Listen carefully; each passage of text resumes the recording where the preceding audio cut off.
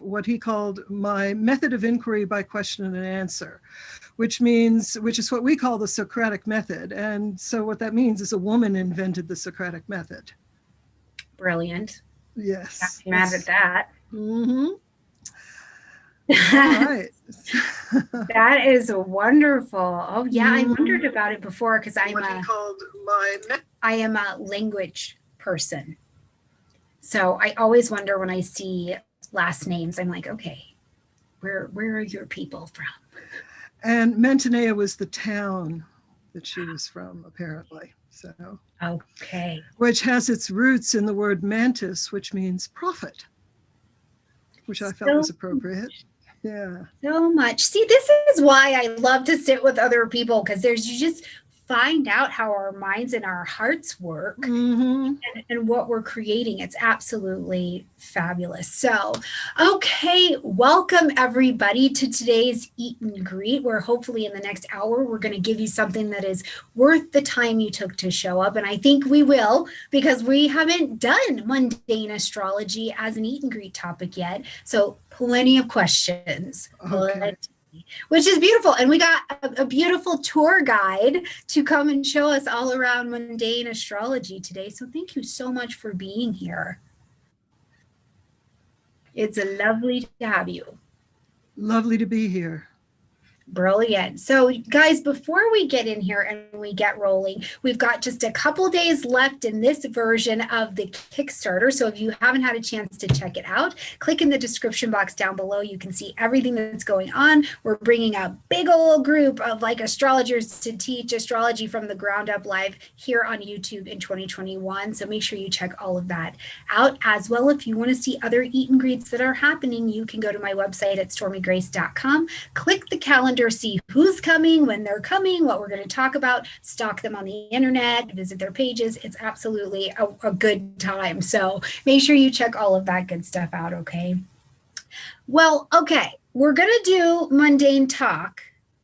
But before I ask everybody, how did you get into astrology? Did you float from the mothership onto Astrology Island? I was born and raised in Manhattan, and when I was 17, back in 1969, I was walking along the street and I saw this bookshop that I had passed before but had never gone in, called Mason's Bookshop. And I walked in, and it was one of those old Manhattan brownstones, and I walked in, and the walls, everything was done in dark wood. The walls were lined in floor-to-ceiling bookshelves with a ladder, like a library ladder that went around. And they were all astrology and occult books. And I was greeted by the proprietor, whose name was Zoltan Mason. And he became my first teacher of astrology. I spent hours just hanging off of that library ladder, checking out all of the books. And he was terribly patient with me. And I've just been studying ever since. I hung out my shingle as a professional astrologer back in 1990, 91, something like that. And I really started blogging back in 2012. And then since then, I blog mostly about mundane astrology, but also the intersection between what's going on a mundane perspective and how that affects the individual as well as the country. That's beautiful. And the world. I will say, with a name like Zoltan, this is going to be good. We're about to have an experience. Right? Yes, he was quite the character. Noel Till had a wonderful story about him. He was the person that Noel Till, the only other person who read Noel Till's astrology chart, and he got Noel into astrology as well. I guess about a year before I stumbled in there. Yeah, well, it makes sense that big energy that is Noel Till would need Zoltan to get us there. Right. Oh, that's brilliant. Yeah. And so as you were going, what happened that it became mundane astrology? Did you just feel a call towards it, or you just like it? How did you get there? I love all forms of astrology, and in my professional as a professional astrologer, I work with individuals, of course, and that's always been my main focus, because I love working with individual people and helping them figure out, why they jumped off the cloud into this lifetime and what's coming up for them and how they can turn the energies that they're working with to make the best of it, to fulfill their dreams. But then 9/11 happened. Mm. And I had been dabbling in mundane astrology because I dabbled in almost all forms of astrology. I'm fascinated by it. And back in the 90s, I had a little metaphysical bookstore up in Maryland that pretty much allowed me to read any astrology book I wanted under the pretense of, I'll just put it on the shelf when I'm done. That's right. Yeah. So that was I've done a lot of studying then, but I had been leaning towards working with the Sibley chart as the United States natal chart. And when we had that Pluto-Saturn opposition right across the United States, ascendant, descendant, on the pretty much almost on the day of 9/11, that kind of convinced me. And that was when I started really getting into it.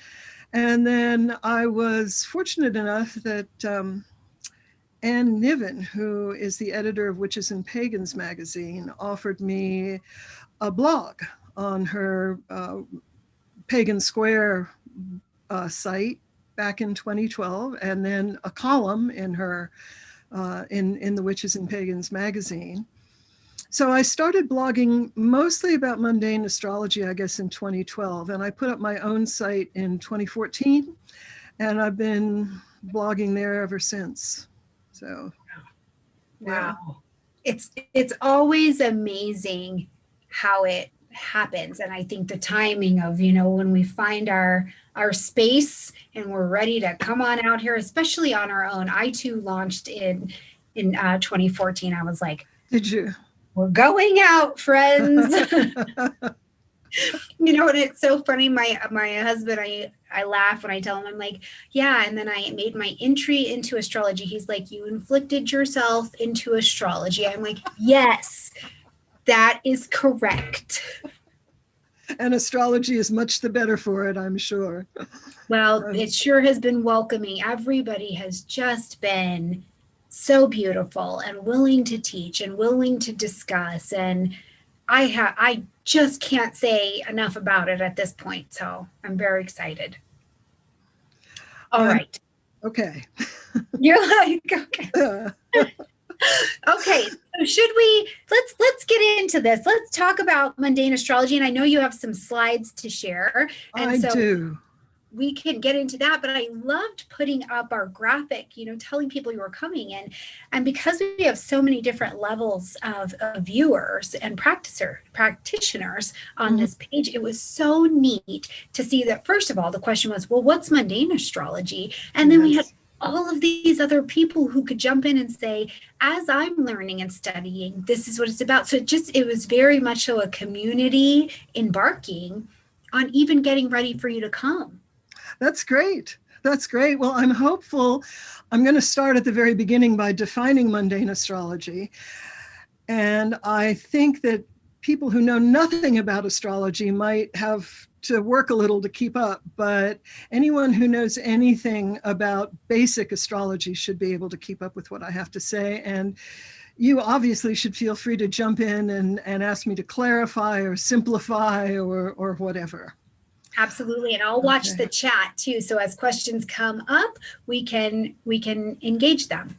Great. I don't have the chat on. I don't have YouTube on because of my out in the sticks internet connection. I'm just trying to keep it all focused on Zoom. So let me know what the questions are and I'll be happy to answer them. Okay, brilliant. All right. Well, should we start at the beginning? Yeah, let me share my screen. Okay. Back in the beginning. I just always hear James Earl Jones. In the beginning. I feel like that's the thing, you know? It doesn't even matter. I just like to hear James Earl Jones say like anything. Yeah, he can make anything sound really important. He Yeah. can read the dictionary, make it sound important. Mm-hmm. So, can you see my screen now? Am I sharing going as it should? Yep, we're going. And if it gets crinkly, I'll just have you stop share and we'll just talk. That sounds good. All right. So, mundane astrology is, let me see, why is this not? There we go. Okay, there we go. Is essentially the astrology of the collective. Natal astrology is the astrology of the individual, but really the history of astrology is full of mundane astrology, because back in the days, back in the old days, when there were things like kings and astrology was not scorned but valued, only the wealthy really could afford to have their in-house astrologer. And it was important to kings and governments to find out from astrologers, when's a good time to start a war? When's a good time to end a war? What should I do about this person who is giving me trouble? And so this is not a new, mundane astrology is not a new thing by any stretch of the imagination. It's been around for a long time, and it's been really an integral part of astrology for hundreds, if not thousands of years. I would say really that the individual astrology chart is more modern, because back in the days, only kings and various other important people had their individual charts cast. So what we're looking at when we look at the collective, and mundane astrology is, it is simple, and yet it is also unbelievably complex, because it's the whole, it encompasses essentially the whole world. And one of the important points about mundane astrology is you need to be able to use certain charts to focus on certain things. So the collective includes things like government and politics. It includes things like business and finance and culture.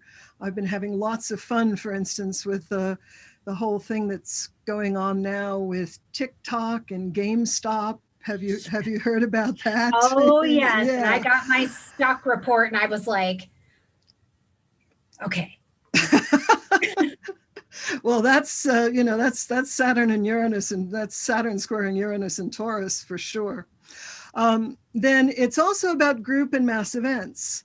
So, for instance, 9/11, or one of the charts that we could look at today that I have ready to go is the inauguration chart for President Biden's inauguration, which was not only for that event, but also for his entire term in office.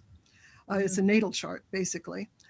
And then it also covers natural events. So you can use mundane astrology, and this is not one of my specialties, but it is the specialty of some people, to look at weather and any kind of earth-related, earth change events. Sure. Yeah, I remember looking at a chart of a hurricane that came down. This was some time ago, but I remember we just looked at the chart of the hurricane in that day and what was happening. It was really wild.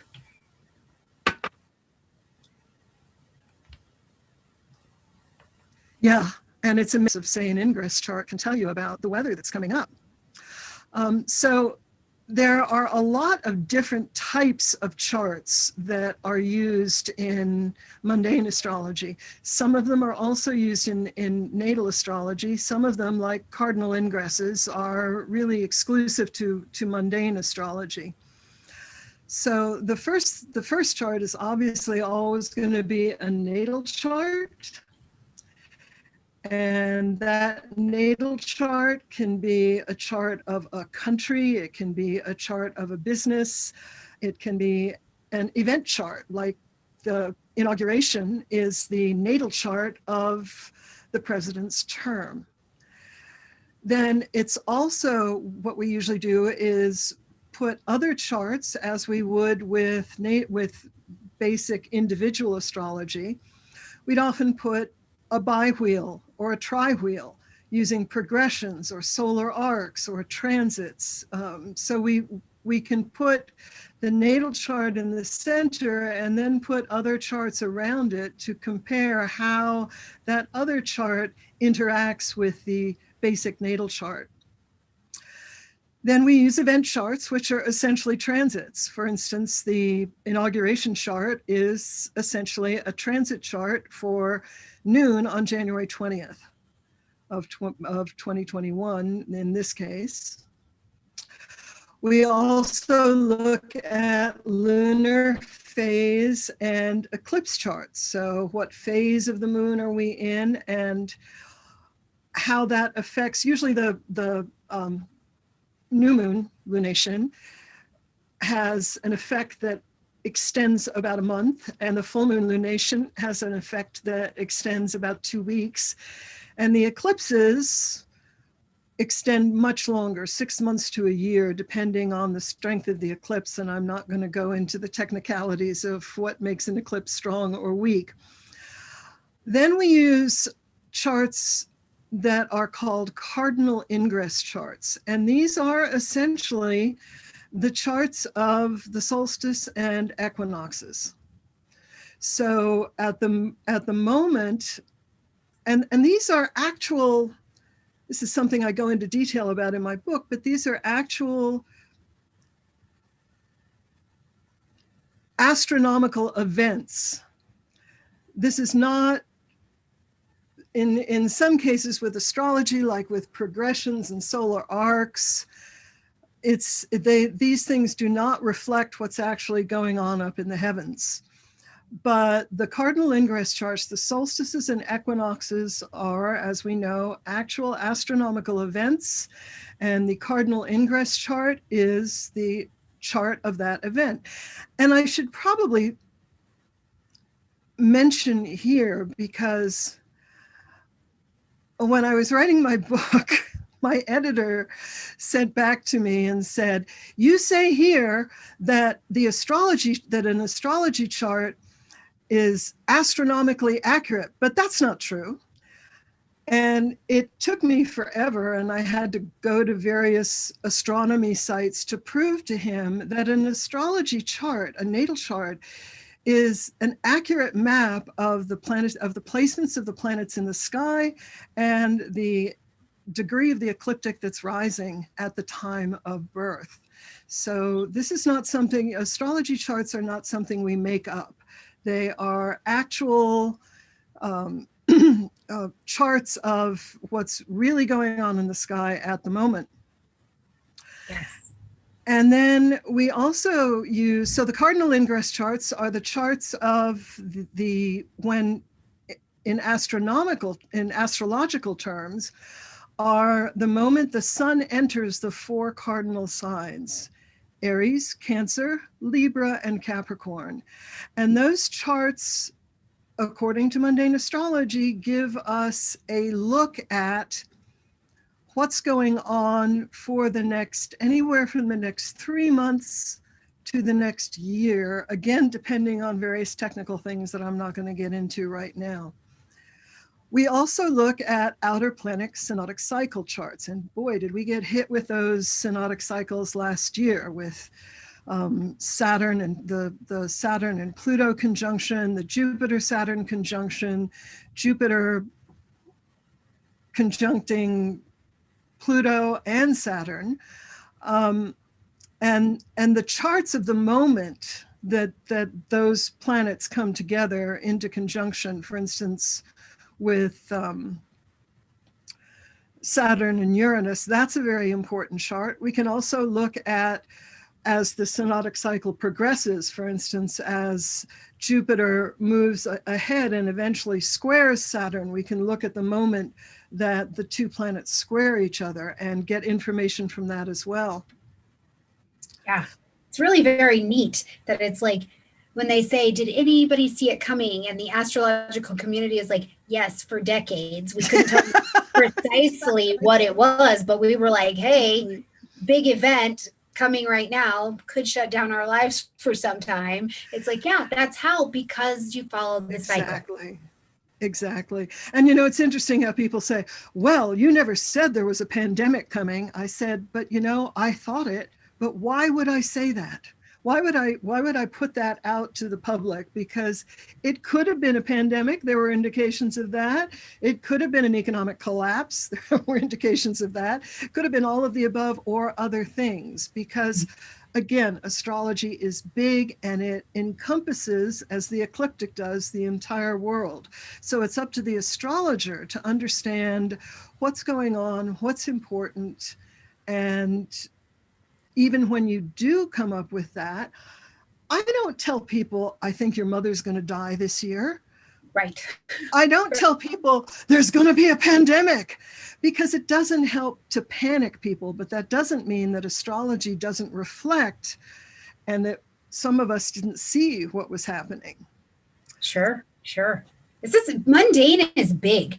It is a big assessment to make. It is. Yeah. I mean, any astrology chart is big because it's somebody's entire life, you know? Sure. But mundane, it's everybody's life. So it's even bigger.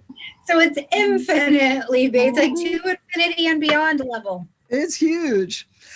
So the other thing that we use are solar arcs and progressions. Again, those are things that we use in natal astrology as well, or at least I use. Not everyone does, but we can progress or direct a natal chart, like the chart of a country, and again, see what's going on. And there's some very interesting solar arcs coming up for the United States this year that we can touch on in our discussion. And then two, we can use synastry charts, for instance, or synastry charts, for those who aren't aware of what they are a comparison of two charts about how they might get along.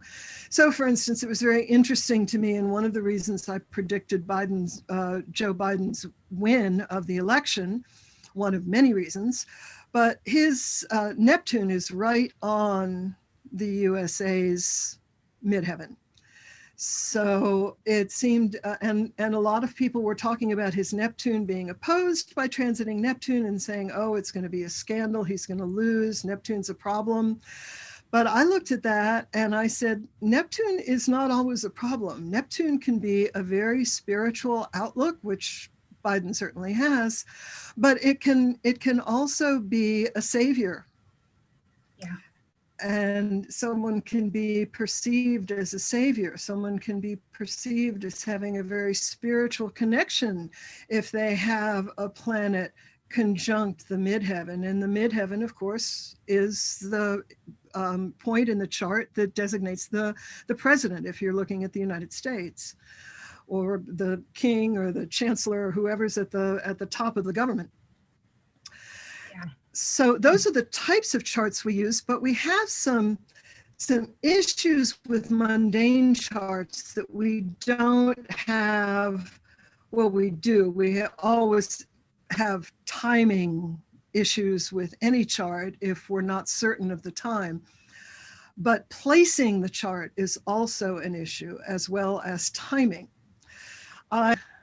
One of the astrology groups I'm on Facebook, make a long post about what he thought was going to happen in the election based on a chart that he cast for his hometown. And I said, you know, if you want to know what's going to happen in a presidential election that affects the country, you need to cast it for the capital of that country. If you wanted to know what was going to go on in your local election, then you could absolutely cast it, can and should cast it for your hometown. But if you're looking at a national election, if you're looking at anything that affects the nation, then you need to cast that chart for the country's capital, or the state's capital, or the county's capital, or city hall, or, you know, if depending on what you're looking at. But it's important to know where you should place the chart when you cast a mundane chart. For a business, for instance, say Verizon, that has businesses, that has outlets all over, not just the country, but the world, you're going to go for the headquarters. Right. You're going to want to cast your chart for wherever that business's headquarters are, unless you're specifically looking at whether or not, Verizon is going to be popular in Germany, at which point you would want to cast it for the German capital. Ditto for organizations, nonprofits, whatever. You would cast it for exactly for where that organization's headquarters is, which means I guess we're going to all have to recast our charts for, oh gosh, I can't even remember the name, the big gun organization, the NRA, the National Rifle Association, since they're moving to Texas. Yeah, we're going to be seeing a lot of, I think, like you said, recasting of many different kinds of charts, because It's kind of like the world stage is shifting so much, and we knew that was going to happen with the Jupiter-Saturn conjunction.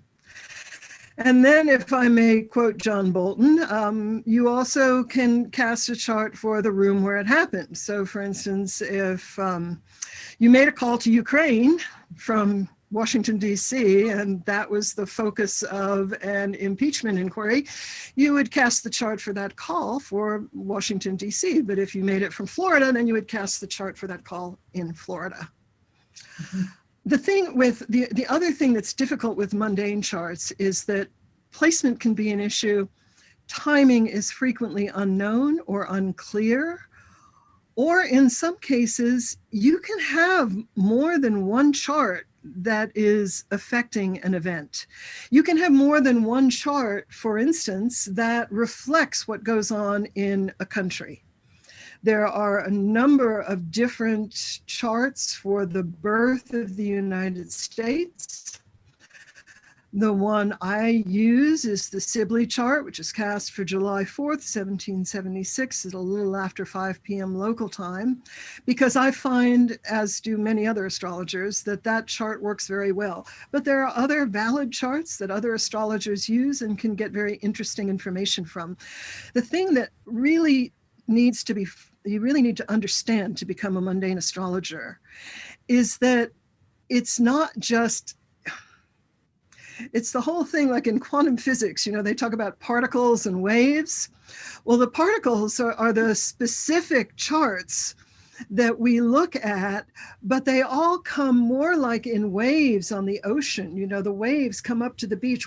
It's not like one wave comes up and then it goes out and another wave comes in. Mm-hmm. There are all these waves bringing in all of these different energies and effects in any one situation.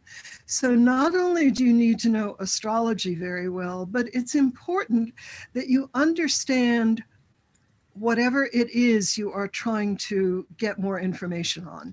If you're a sports fanatic, for instance, and you want to know, are the Knicks going to beat the Lakers? I know nothing about sports, so I have no idea if those two teams would ever even meet each other. But you would need to know something about the teams themselves. You would need to know sports in general to become a good, say, sports astrologer. Mm-hmm. But just to become a good general mundane astrologer, you really need to keep up on politics. You need to keep up on culture, on entertainment, because if you don't understand the person's, the general, what's going on generally in the world, it's the same thing with a human being. Noel Till used to say that you don't fit the person, you don't fit the person to the chart. You fit the chart to the person. And it's the same thing. You don't try and fit the country, you don't try and fit the president's term to the inauguration chart, but you can get information about possibilities and probabilities from the inauguration chart. Yeah, I will never forget, I did my first real mundane sports chart, and I did it on live radio. And it Oh, was, no, really? yes, it Wow. was fascinating. And, as it came down to all of the knowledge that I had, and I don't watch sports at all. So this was really astrology. It's going to Uh-huh. not, yeah. And it was so funny because, when it came down to it in the end, intuitively, I thought, well, I know my astrology, but I Uh-huh. also have my own way that I read charts. So I asked the announcer, I said, hey, what are the team's colors? And so he tells me, and it's got this giant Leo rising for the day. Uh-huh. And I was like, Clemson. I said, it's going to be Clemson. And he looks across the table at me Uh-huh. like, do you realize they're absolutely slated to lose? And I'm like, the primary energy of the chart finally came down for me to color. I was like, this is a lot of Leo. I said, I'm going to choose Clemson and we'll What are they, see. And I yellow and tell you what, red or? yeah, the other team was like a brown and white color, and Clemson Okay. was this like gold orange color. And I tell you what, I have never sweat so much in my sleep waiting to see who won that damn game.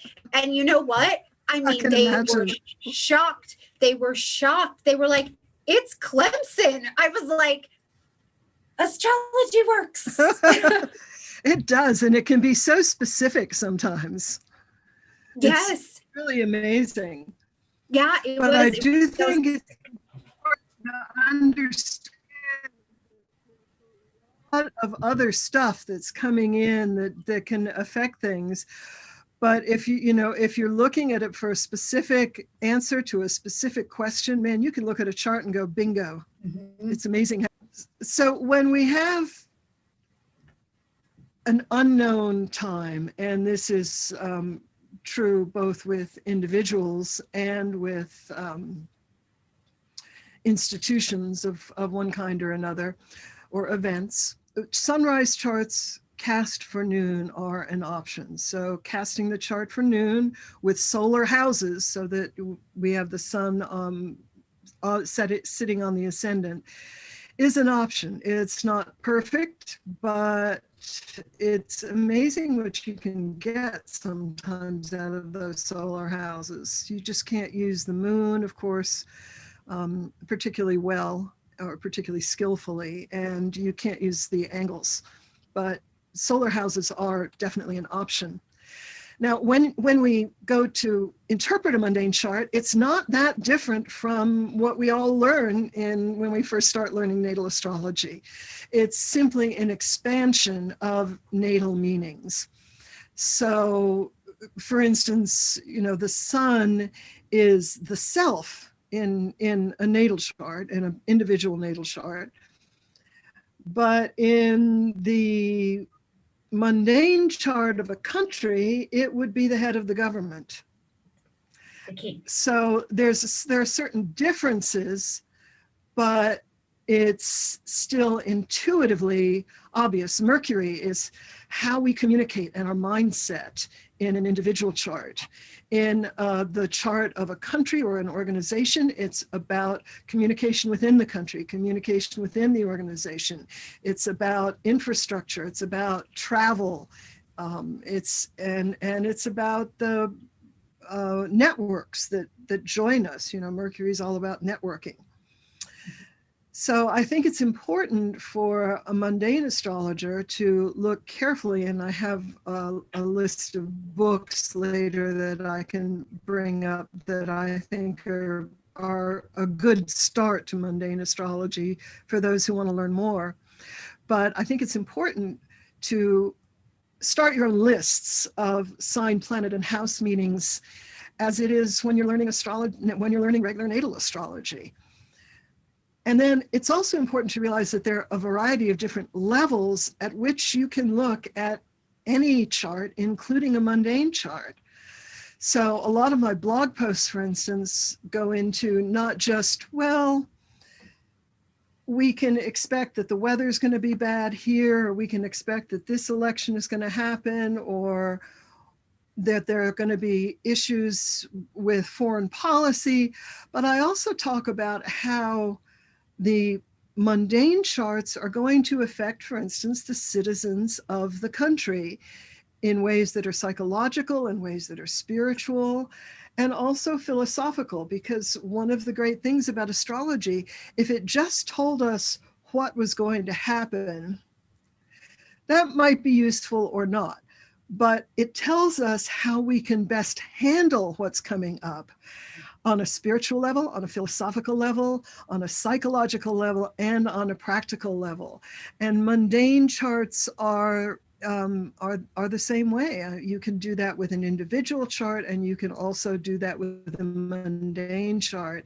And I think it's important not to lose sight of the spiritual, philosophical, and psychological aspects of mundane astrology, as well as the obvious, very practical aspects.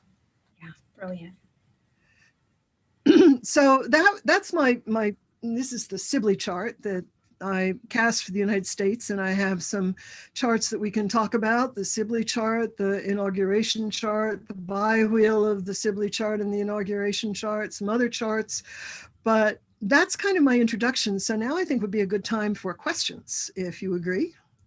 Yeah, so far, let's see. Somebody said, what do you think about the idea of multiple US natal charts? And there are valid reasons to use different ones. I mean, from the arguments I've heard between using any different one, and even France has a couple different natal charts as well. So what is your thought? I mean, I think if the reason's valid and justifiable, you can look. I have looked at a lot of different natal charts, and a lot of astrologers I respect use different ones. Ray Merriman, for instance, who is a fabulous financial astrologer, used to use the Sibley chart, has now switched to a Scorpio rising chart. And I haven't looked at it very closely, but it may be that that works really well for him because he is so focused on finance. Perhaps that's a very good financial chart. Noel Till used a Gemini rising chart, which was almost identical. It almost flipped the Sibley chart. I think that countries are complex, and countries have various points in their history at which they could almost be said to be reborn. And so I think that it depends on what you're looking at and what works for you. What we do when we practice astrology is that we read patterns. And I think that our whole existence is interweaving patterns of physical, spiritual, mental waves.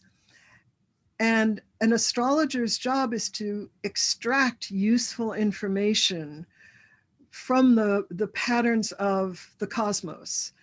So I am open to people who use other charts, but for me, I get the most accurate results and the most useful results when I'm looking at the United States from the Sibley chart. Brilliant. Which is interesting too, because the United States will be coming around to a Pluto return after not here. So we may genuinely, as we did the first time we were birthed in revolution, we may see another chart come to the table.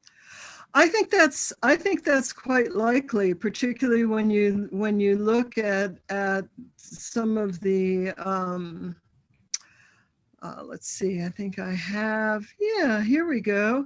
Here's the Aries ingress chart for 2021, and you can see that the Pluto the Aries ingress in a bi-wheel with the USA chart. Stop me if I don't explain clearly, because sometimes I think everybody speaks astrology, or I talk like everyone speaks astrology.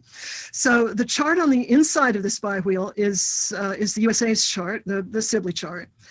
And the outer chart is a transit chart for March 20th, 2021, 5:37 a.m. This is the Aries ingress chart. This is the chart of the spring equinox. And we can see how it is interacting with the chart of the USA. And as you can see, that Pluto return there with Pluto just about to, transiting Pluto, just about to conjunct natal Pluto. It comes very, very close, absolutely partile until 2022, but essentially it's in effect now. And I think we can see with all of the craziness going on that, yeah, it's a rebirth. And of course, that's what Pluto is all about destruction and rebirth. I think we've done a lot of the destruction part. I'm really ready for the rebirth. Yeah, Sure you are too. I think so. So we have another question for you, which is, what is your preferred house division and why? I use equal houses. I used Placidus for years, decades. And it's only been in the last decade that I have switched to equal houses. And I switched to equal houses for a number of reasons. First of all, it makes more sense to me to give each house 30 degrees. I never really liked intercepted signs. I always had a bit of a problem with them. And then an astrologer I was working with gave me a couple of insights into my own chart and into events in my own life that kind of knocked me back and made me think that, yeah, if Pluto's in my 4th house instead of my 5th house, that makes really a lot more sense. On the other hand, I also often, when I'm looking at a chart, I sometimes will check Placidus. I will almost always look at whole sign houses as well, which is really easy when you're using equal houses. Because again, there is information, there are patterns, and there's information, I think, that can be gathered from different house systems. It's like when you're looking at a weaving or a tapestry, you may follow this red thread through the tapestry and see where it leads, but then, oh, yeah, look at that blue thread too. All of them are part of the same tapestry. So I find, having really sort of dug in and done a fair amount of research, I guess 8 or 9 years ago, because I have Taurus rising. I don't switch my house systems quickly or easily. I really need to look into it, despite the fact that I'm an Aries. So I did my research. I looked at a number of my own chart. I looked at client charts. I looked at some mundane charts, and I moved to equal houses because for me, I find that I get the most accuracy from equal houses.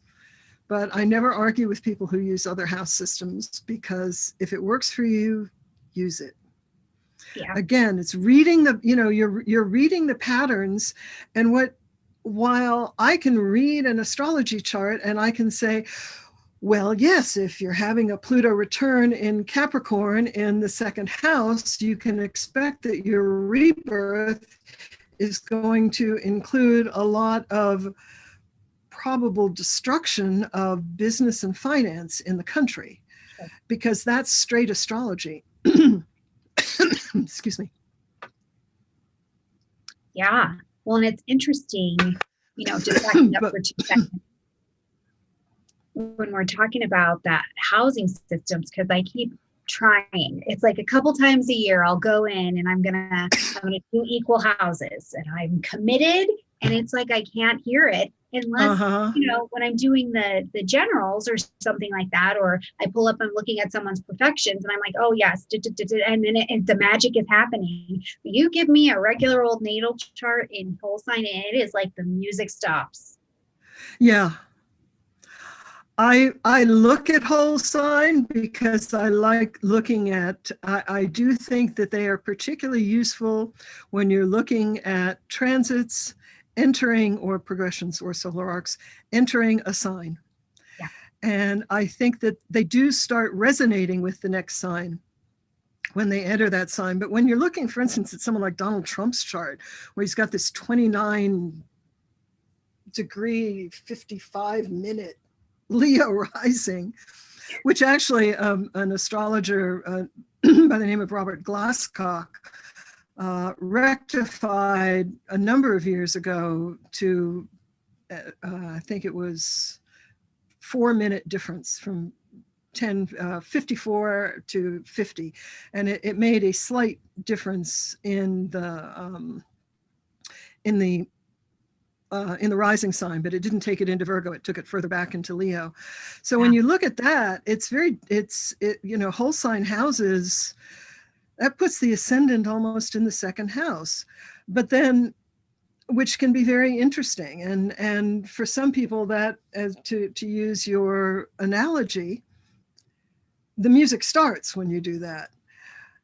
And for me, another thing I liked about equal houses, speaking of floating ascendants, is the floating midheaven, because I found that gave me a great deal of insight into a person's career.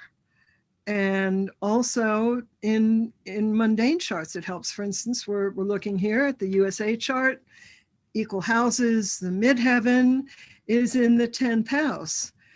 And boy, aren't we a 10th house country in many ways? Don't we present ourselves? We're all about business. We're all about creating, building, power, all of that sort of stuff. So I found that the floating midheaven with equal house charts makes a big difference for me, at least.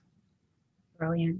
It's always interesting to hear how people get into these positions. And I think about my own practice and study and how it's like, I've gone on for so long doing this method, and then another little window or door opens and I'm like, oh, what's in here? And then that becomes an informed of my practice. So it's really neat how it evolves out though. Exactly. Like when what was the thing that started, the project that started the whole interest in ancient astrology back in the mid-90s with Robert Hand. Project Hindsight. Yeah, Project Hindsight. I started kind of because Robert Hand, my God, I'm going to pay attention to anything that he does. But I just kind of was interested that he was doing that, but I didn't really start looking into say Hellenistic astrology or any ancient forms of astrology until I guess about 10, 12 years ago. I mean, I would pick up a little bit here and there. And I will say that a lot of the ancient astrologers will sort of brush off modern astrology by saying, oh, you don't know about things like reception and rulership. And I'm like, wait, what? I learned about that back in the 1970s. But I do like picking up certain techniques, but I think you have to be very careful when you pick up techniques from different branches of astrology. Sometimes you just kind of have to go all in with that particular technique. Like if you're going to use ancient astrology, you're going to have to use, you're going to have to work with whole sign houses and perfections and zodiacal releasings, and sometimes it can be very useful just to dive in like that, do it from the ground up. I just have not had either the time nor really the inclination to dive into ancient astrology like that, but I have researched things like perfections and started to use them in my own personal life, discovered that they worked pretty well, started reaching out a little to certain clients and found that they worked well for them. And now I have brought perfections into my practice of modern astrology. But I am not by any stretch of the imagination, I am still very much a modern astrologer. And it's the same thing with a number of the people who work with Hellenistic astrology, for instance, who also work with the outer planets. Yeah. Like, Chris Brennan and Austin Coppock and Kelly Surtees, they all seem to blend modern and ancient astrology very, very well. And I think it's doable. I just think you have to be very careful when you're doing that. Yeah, I do. I think I see more and more. I know we're like super off topic now, but I do see the mix. I see the blend that has begun to happen. And I don't know, I've really been enjoying it, especially because I don't think I've ever had that pull of, oh, you've got to be a traditional or one of the mods, I'm like, nah, no, can't do it. Too mercurial for all of that. Yes, whatever works, right? Yes. So you've got another chart though for us to look at, I think, and we've got just about 5 minutes before we wrap up. Should we look at one more? Yeah, absolutely. Let's look at the inauguration chart, because this is a chart that is not only of the event, and I think there's some interesting points I can make here. Unfortunately, I can't see the damn chart. There we go. Okay. No, that's it. I've got to change Zoom so that I can see that. Okay, so a lot of people say it's going to be, if you'll pardon my French, a shit show, because there were so many difficult aspects in it and so much possibility for violence. But honestly, the chart of January 6th shows more possibility for violence, and it's very interesting because all of the things that I saw in this chart were related, but they were also, to things that happened on Inauguration Day. For instance, the military presence is very, very clear with the 12th house, Moon and Aries conjunct Mars and Uranus, but it's all kind of hidden away. And this is going to, I believe, extend through Biden's term. Because if you look up there in the 9th house by the midheaven, you have Pluto right there on the midheaven, and then you have Saturn and Jupiter and the Sun all within conjunction, in sort of a multiple conjunction there within Aquarius. Saturn is really, really powerful in this chart, and it's looking ahead, not looking behind as it tends to in Capricorn. It rules Aquarius. It's a co-ruler of Aquarius, even though the big aspect this year is going to be the Saturn-Uranus square, which of course are the two co-rulers of Aquarius. It has a lot more power than the Uranus-Mars conjunction there, because not only is it in its ruling sign, but by its placement right there near the midheaven, it is surrounded by the two benefics, the Sun and Jupiter. And I honestly think a lot of people have been saying that this reflects a very difficult, problematic, destructive, whatever they're saying about Biden's term. And I disagree. I think there are absolutely challenges in here, considerable challenges, but he knew that walking into the White House. And they're not going away, but I do think that we are going to get law and order in the sense of not authoritarianism, but in the sense of competent government for the people, because that's what I see from Sun, Saturn, and Jupiter and Mercury in Aquarius, which is the sign of course, the people.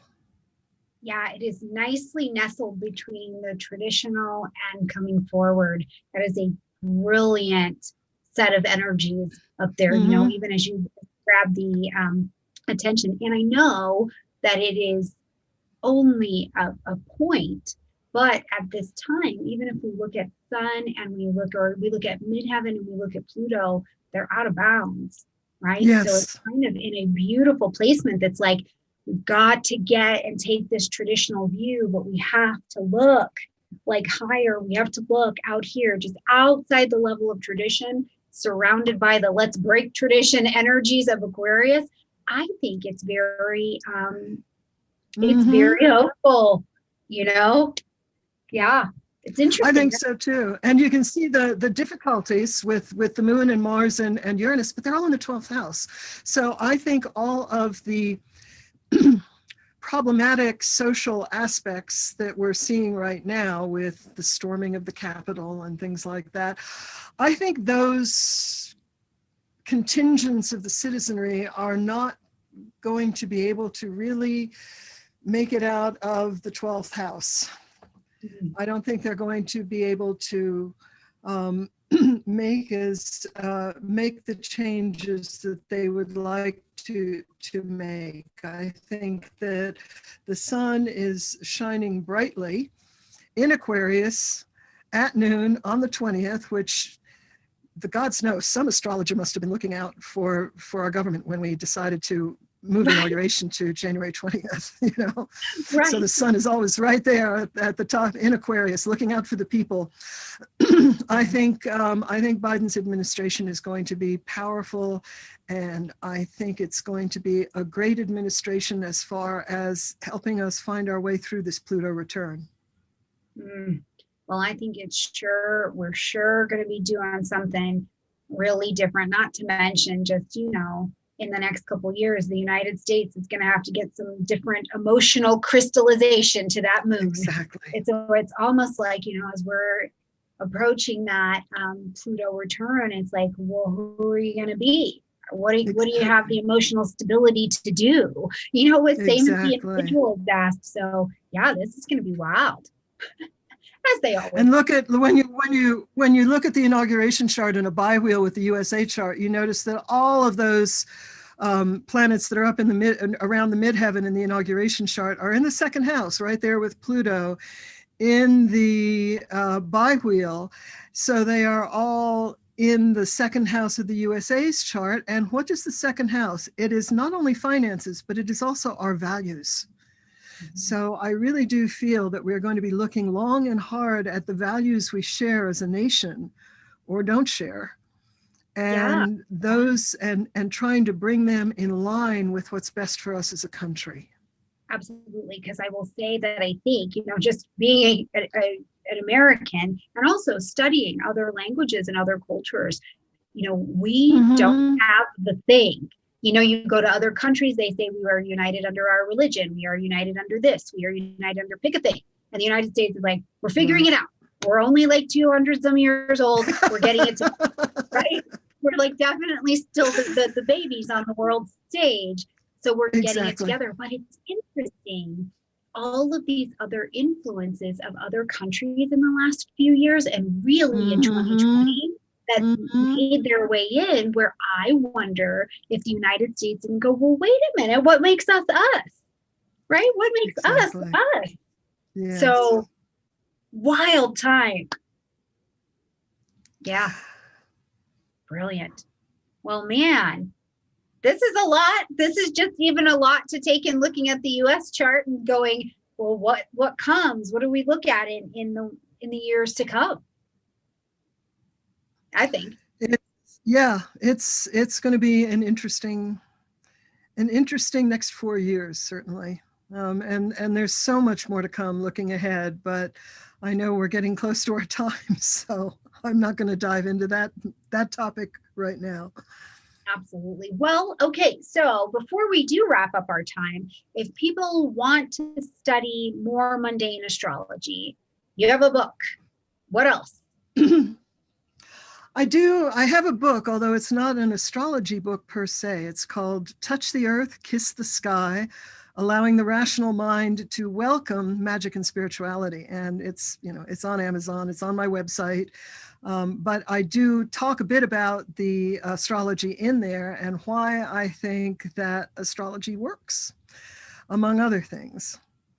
Basically, but also my blog, I think, would be a good way for people who are interested in mundane astrology to learn more about it. And they can find me at uraniaswell.com. And I guess if I go all the way back to the beginning here, there we go.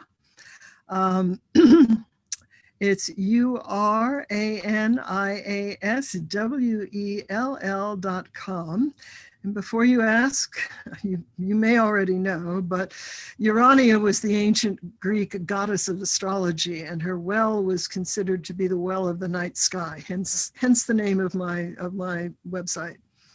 So, and I have a blog on there, and anyone who is interested can read the blog. What I try and do when I write a post is to keep the astrology separate from the conclusions. So I'll say something about what I think is going on, what's going to happen, and then I'll put in italics a couple of paragraphs for the astrologers. So people who are not interested in the astrology can just skip right over anything in italics, but people who are interested in astrology can see exactly what I'm looking at. Brilliant. Oh, isn't that the best? See, it is again, it's a blend. It's a blend. And then there are some books that I would recommend. Let's see where I have them here somewhere. Nope, got a little too far there. There we go. These are some books that I recommend. These are fairly standard mundane astrology books. And then, of course, The Cosmos and Psyche by Richard Tarnas is a classic that should be read by anyone who's interested in astrology of any kind, but particularly mundane astrology. And then when you are working with mundane astrology, as with natal astrology, but I think it's even more important in mundane, you really need to know what your rulerships are. What rules the planets? What rule, what do the planets rule? What do the signs rule? And the two best books, as far as I'm concerned, for that is Lee Lehman's Book of Rulerships, Keywords from Classical Astrology, and then also the Rulership book by Rex Bills, which I really wish someone would, I think Bills died a while ago, but that is, it would be ripe for a revision, but it's still incredibly valuable, especially if modern astrology is your thing. So that would be my suggestions for people who want to learn more about mundane astrology. That's absolutely brilliant. And we will actually have Lee Lehman here on Wednesday. So if you guys have questions for her as well, bring them to the table. I will tune in for that one, certainly. I know. I'm already emptying my brain so that I'm ready to receive. I'm like, oh my God, my cup's gonna run, it's over. I have to get ready. She's remarkable. She's remarkable. Incredible, but I have to be hydrated and ready to receive. Absolutely brilliant. Thank you so much for being with us today. This was fun and it was nice to sit with you. We haven't gotten to meet in person, so it's so nice to do it virtually. I certainly hope we can meet in person at some astrology conference at some point in the not too distant future, because we're all going to be vaccinated and hopefully. Well, we'll all get to be able out. to gather in again. Yeah, but it was wonderful meeting you over Zoom, Stormy, and I'm keeping up with all of your various. God, you do an awful lot. You really do. But your Kickstarter, your educational project that I recently contributed to because I'm very enthusiastic about it, and I'm definitely keeping up with all of the things that you're doing, and it's been a pleasure to sit and chat with you for a while. Awesome. Thank you so much. And you guys, I will make sure, as always, that all of the information is below this video. So if you want to go visit the blog, check out, book a reading, any of that good kind of stuff, you can do it easily right underneath the description box. So thank you guys so much for showing up today. Hopefully we gave you something that's worth the time you took to watch or to watch on the replay, however you're doing that. And I look forward to seeing you later this week where, yes, we will have Lee Lehman, who is going to be here as well. Who else is coming this week? We have S.J. Anderson, plus moving into the weeklies for next week. We have a week of sweets with Katie Sweetman. So we will see you guys very soon where there's more eating